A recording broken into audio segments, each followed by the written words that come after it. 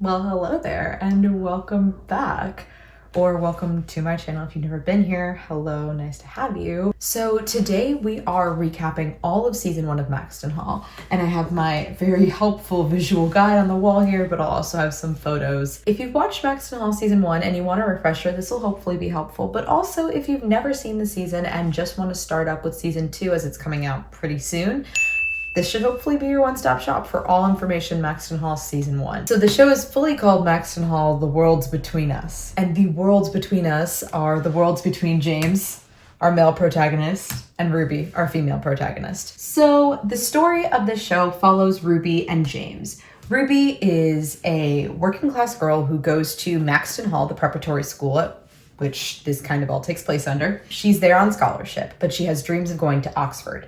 She tries to be shy, she tries to be invisible because the less other people know about her, the easier her life is. That's her kind of deal. She doesn't want to be popular, she doesn't want to be rich and whatnot, and she's not, but all of her classmates are, including James Beaufort. James is your typical generational wealth jerk. He's very aloof, very, womanizing, drinks. I mean, he plays sports, he plays lacrosse very well, but he doesn't really care about school. He's partying, he's hooking up with a whole bunch of different girls. Like, that's his kind of thing. He is not a nice kid. He is not shown to be a nice kid, really. He's friends with the other lacrosse boys, like Cyril and the other boys, and Alistair, who is his best friend. Alistair is gay, who is dating Chev, but Chev does not want to be in a public relationship. He is closeted, has no wish to come out. So they have some relationship drama throughout the season. It ends with them not being together, even though they both want to be together, but Alistair just isn't willing to go back into the closet basically to be in a relationship with them. So that's how their story kind of works out. Alistair, James's best friend, has a sister, Elaine.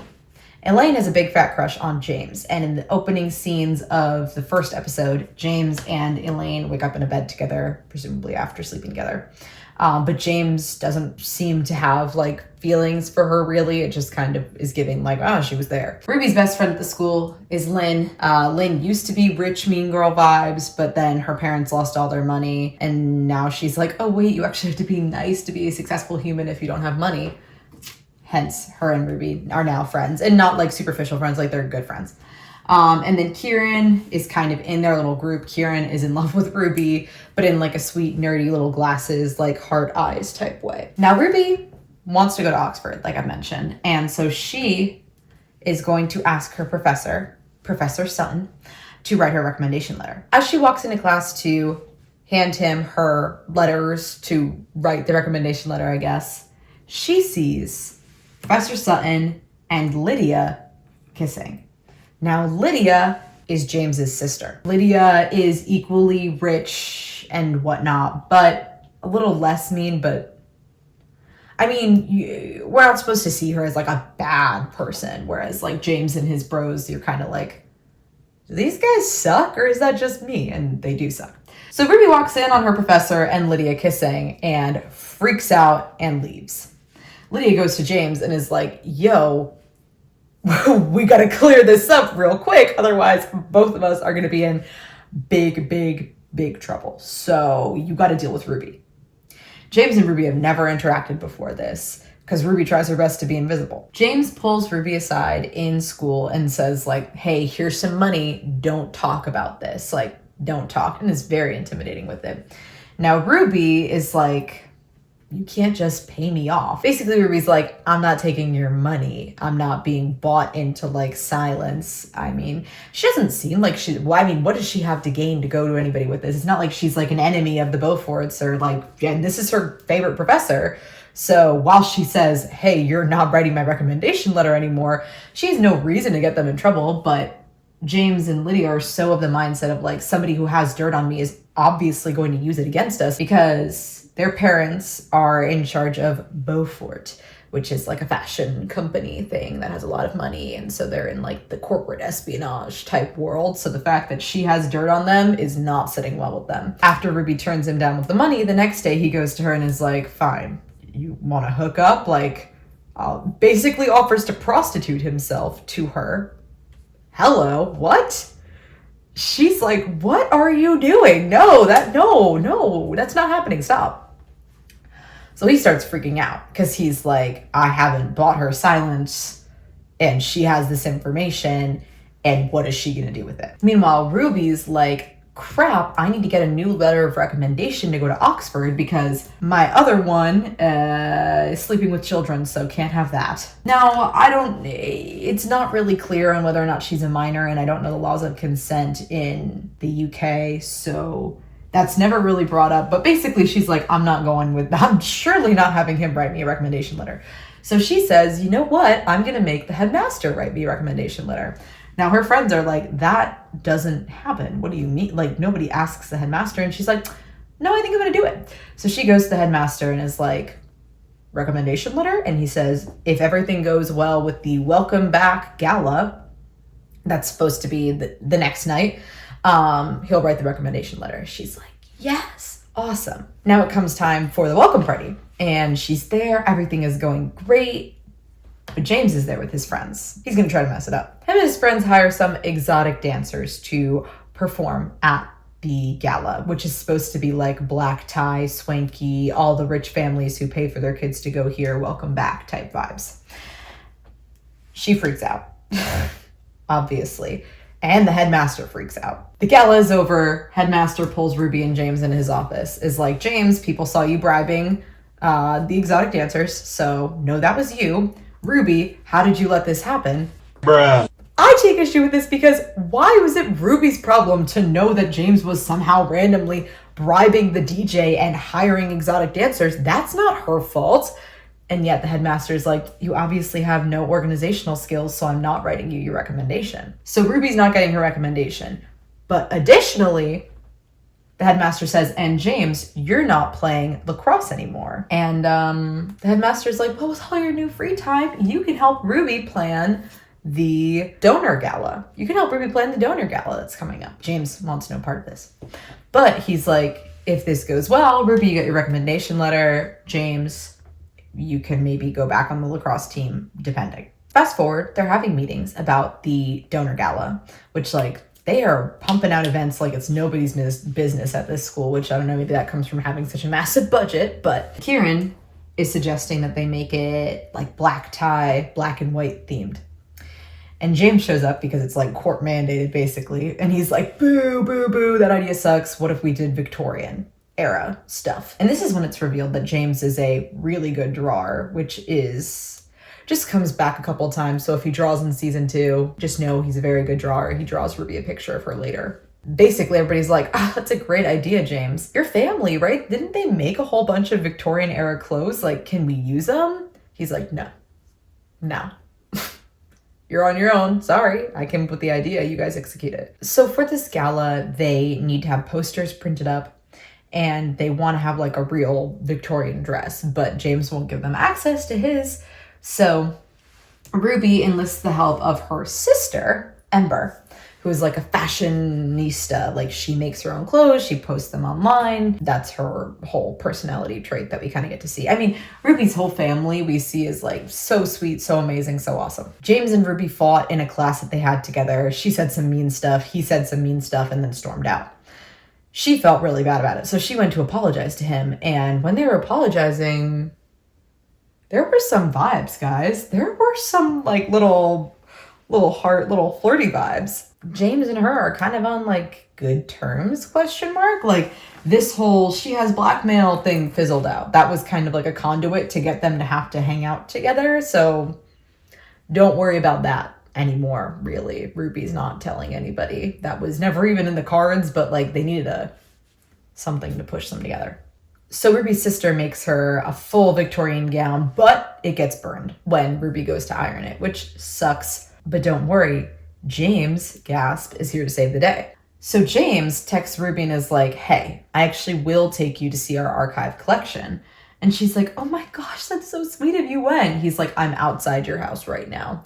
Mind you, she never told him her address, but he has his ways. So they go to London together and they try on some Victorian gowns and she looks gorgeous and he's like all dapper in his little suit thing. And like, again, oh my God, are there vibes? What? They take pictures together, which end up being used for the poster. And as this is all kind of happening, and it's like they're about to kiss. Like they are literally about to kiss. Mind you, it's been a couple of days since they were like, since he was offering to prostitute himself. Hello? We moved on from that way too fast. Now James's dad shows up in London and's like, James, yo, I'm trying to set you up with our business partner's daughter, Elaine, as in Alistair's sister, Elaine, from the beginning. And you bailed on lunch with them. I hate you, you're awful, and what are you doing with this trash? She's so poor, trashy trash girl. And like, he's like so mean to her. Basically embarrasses the heck out of Ruby, and James does nothing. James does nothing. And so Ruby gets really mad, and she goes back home alone. And the next day she goes into school. And she sees the posters of her and him hanging from every wall, every corner, and she freaks out and loses it because her whole thing is that she tries to be invisible, and having a poster of yourself holding hands with the guy who's like the most famous guy in school doesn't really make you invisible anymore, now does it? So she confronts James and she's like, why would you do this? And he's like, I want to show you that I don't care about being seen with poor lower class girl. And she's like, yeah, but you shouldn't have done that. She basically says, I think we should go back to how it was before the whole Lydia boyfriend thingy here and just not talk to each other. And he's like, but what if I don't want to go back? She says, let's go back. He pulls up to her house later and is like, what if I don't want to go back? She's like, let's go back. He says, want to come to a party with me? She says no.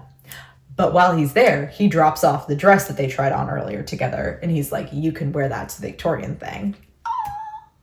Oh my God. Pause here for 2 seconds because we have to rehash some Beaufort family drama. James and his mom generally have a good relationship. She's a little bit of pressure. Like, my parents did this to me, so I have to do this to you, and you'll love it and you'll thank me for it later. But like, in general, she is like the good cop of the good cop, bad cop situationship that is his mom and dad. His dad, on the other hand, is evil, evil, evil man. Think about the most evil man you've seen in television, and like, that's him. He is like in charge of the company and is like all about the company and all about his wishes for the company.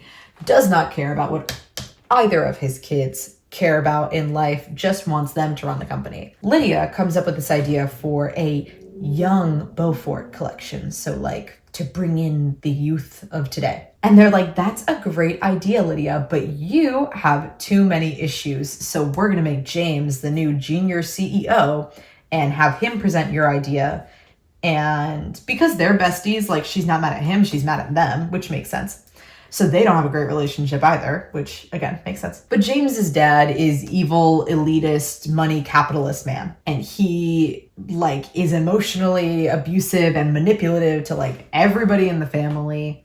And at one point in the show, like hits James in the face, causing him to have like a split lip. So bad man.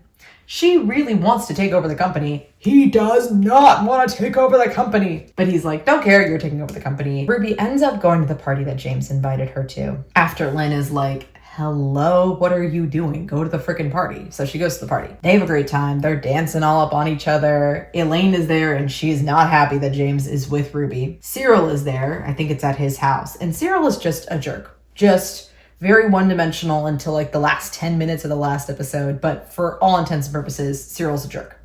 Cyril basically pushes Ruby into the pool. But Ruby can't swim or has PTSD in water. Basically, when she was a kid, she fell into the water. Her dad jumped in to save her, but then he was like hit by a boat. So now he's paralyzed from the waist down and is in a wheelchair. She thinks it's all her fault. She's got a lot of trauma from that. We see whenever she gets like overwhelmed, she gets flashbacks to that from when she was a kid. So like, it's kind of a running thing. Basically, she feels like she's drowning. James dives in and saves her from the water. And everybody's kind of like, oh, wait, we low-key triggered her to have a panic attack. We might be bad people. And so they kind of have a little bit of a, oh wait, let's stop laughing at her moment. They have some real cute bonding, and not that I'm happy about her trauma, but I'm kind of happy about her trauma. So they're bonding, whatever. Comes to the day, or like the 2 days before the gala. They are really like in peak relationship but haven't kissed yet vibes. Like they're doing a lot of stuff together and like flirting, and it's all cutesy, and they text all the time and yada yada yada. Turns out Ruby's birthday is actually the day of the donor gala. So James is like, oh my gosh, like I can't wait to go there with you. You're wearing the dress. It's gonna be great. Pause. Because then his dad says, actually, you have a press conference tomorrow to announce the new Young Beaufort line, and afterwards, I invited some random people over that we need to have dinner with that has to do with this new release, so you can't go to the gala. But Ruby and him are on really good terms, and she's kind of like, man, your dad sucks. Like, she's not mad at him that he can't go. She's just like, it sucks that you can't do what you want to do and that you have to take on the responsibilities of like a full adult when you don't even want to do that stuff right now. And James is like, yeah, I know it sucks, but she's not mad, not angry, whatever. She's just kind of like, okay, well, I'll see you later. She's at the party. It's going great. James and Lydia are on the way to the press conference. Lydia wrote the whole speech that he has to say and has it all memorized. And they're having a little chat, and they're like, wait a minute. We should pull a parent swap Lindsay Lohan. And you go do the speech, and I'm going to go be with Ruby for her birthday. So their driver, Percy, who is like probably will be in the next season, he is their confidant as well as their chauffeur. So Percy turns around the car, drops James off at the gala, and takes Lydia to the press conference. James has given Ruby her birthday gift, which is like a new bag, a new Beaufort bag, and then also a drawing of her that he drew. That's so cute. Lydia is at the press conference.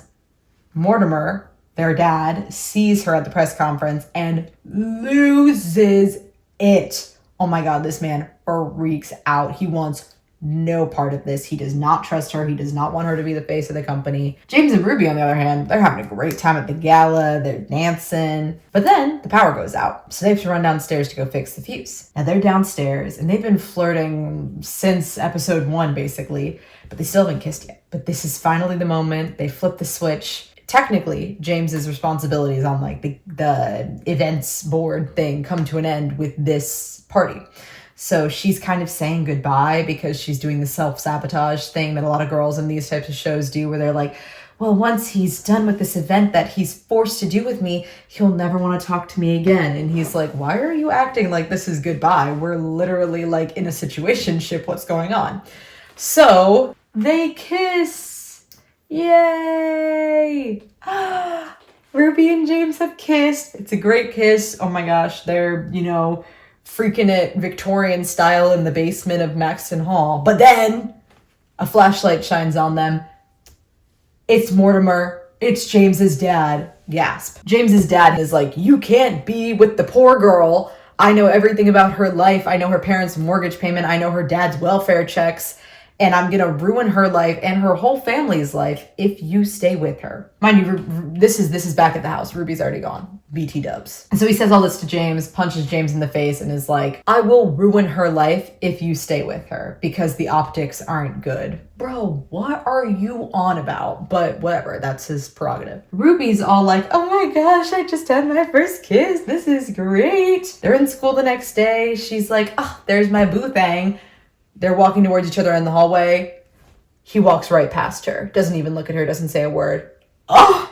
Gasp. Because now, for her own good, he's like, I'm not going to talk to her. I'm not going to be in a relationship with her. Nada. And I'm not going to explain to her why. Because if I explain to her why, then it's going to be harder for everybody. And then she's going to want to be with me. And like, bah. After James ignores Ruby in the halls a couple times, Ruby goes to James's lacrosse practice and is like, yo, what the actual heck is going on? And he's like, didn't you understand what our relationship was? Like, I got what I wanted out of you. Like, I kissed you. I got back on the lacrosse team. I don't date poor people. You really think somebody like me would be with somebody like you? So he breaks her heart so that she'll stop trying to go for him so that his dad doesn't, like, I don't know, set her house on fire or something. Subplot check-in time.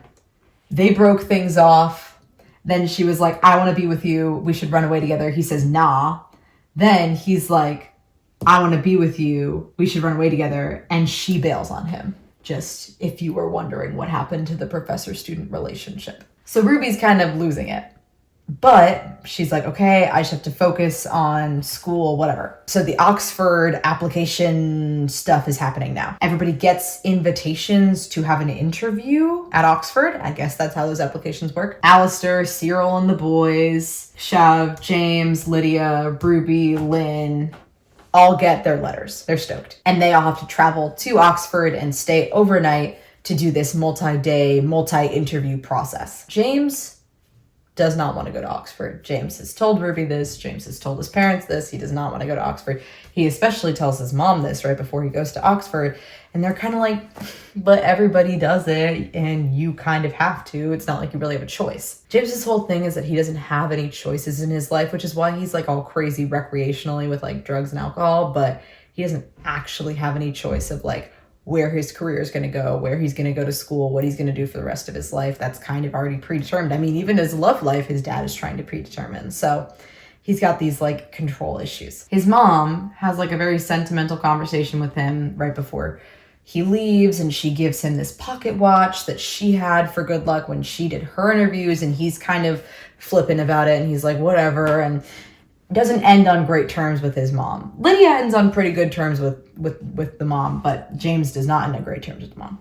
Now they're at Oxford. Now Ruby, this is like her Olympics. She's been training for this-ish for her entire life. Like this is all she wants to do.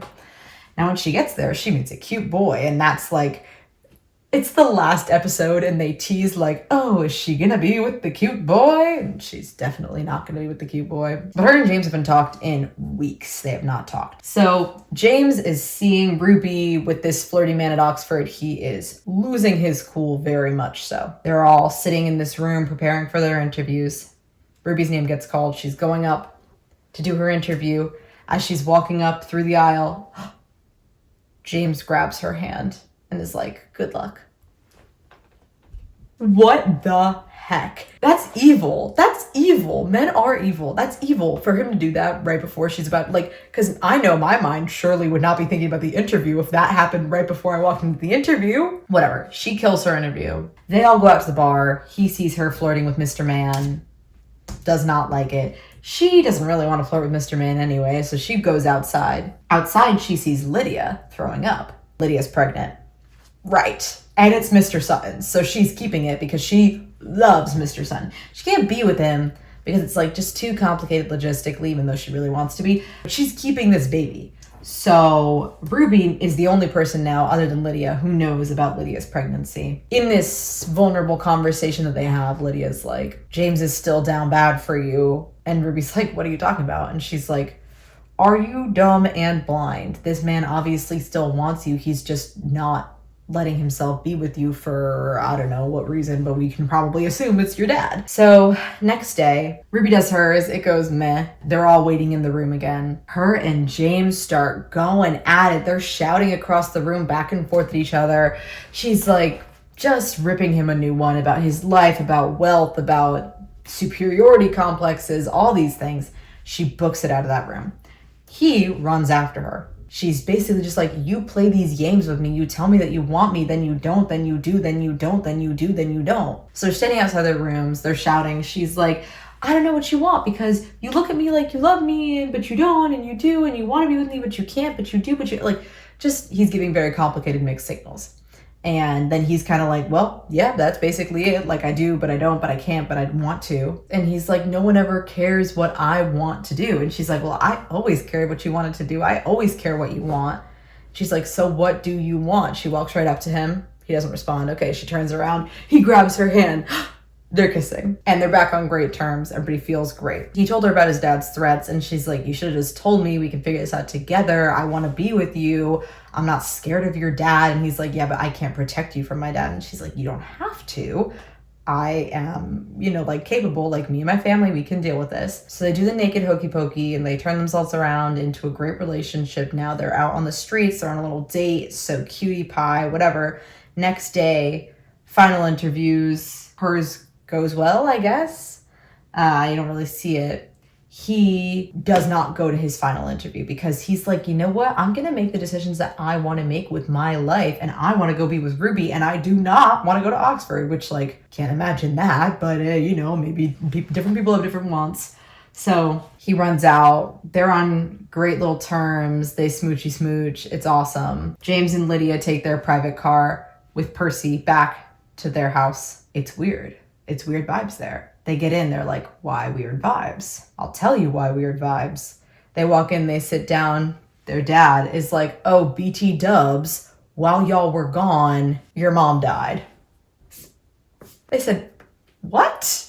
He said, yeah, she had a stroke last night. We brought her to the hospital. She died last night. They're like, well, that's so crazy because last night isn't right now. So why did we not find out when she died last night? And he's like, she was so proud of you guys for being at Oxford for your interviews. Like, she just wanted you to do well. Like, so we didn't want to mess up your interviews. Lydia's freaking out. She's crying.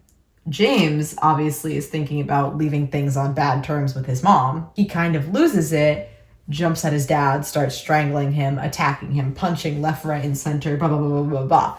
Percy, the driver, comes in and pulls him off.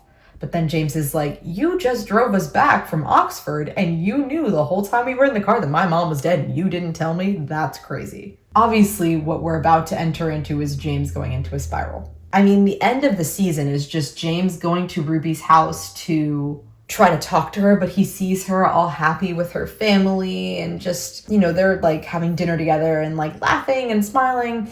And so he goes to the window to talk to Ruby and he sees them all together happy and he leaves. And that's where the season ends. So to recap, stuff-wise, Ruby's family doing great. Lynn and Kieran's still in love with Ruby. Lynn's doing good.